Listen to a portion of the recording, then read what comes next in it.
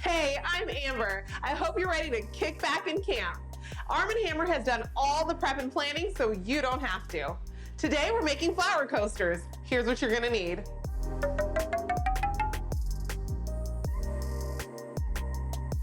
To get started, grab yourself a microwave-safe bowl and mix together the baking soda, cornstarch, and warm water until they're all dissolved.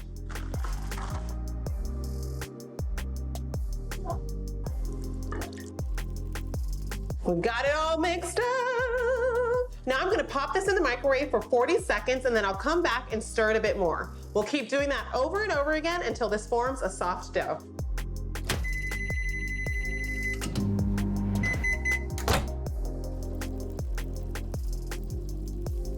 Not ready yet. We're gonna zap it a couple more times.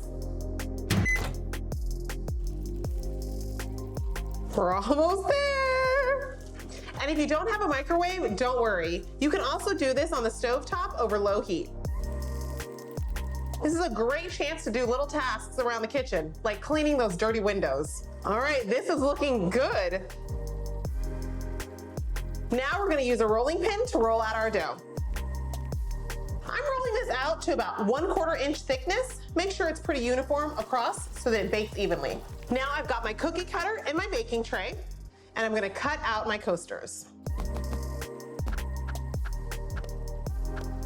All right, I've got 3 on my cookie sheet. I'm gonna go put them in the toaster oven at 215 degrees for about an hour.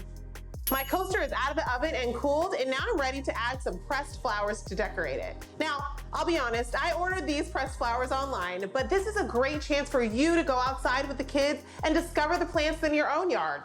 If you don't have a yard, that's fine. You can cut out flowers and create your own using construction paper. Before adding your flowers, paint on a thin layer of decoupage glue directly onto the clay. All right, I brushed on my Mod Podge and I'm gonna put the flowers in place.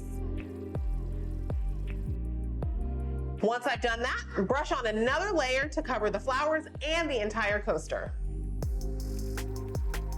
Remember, even though it looks white when you brush it on, the glue will dry clear.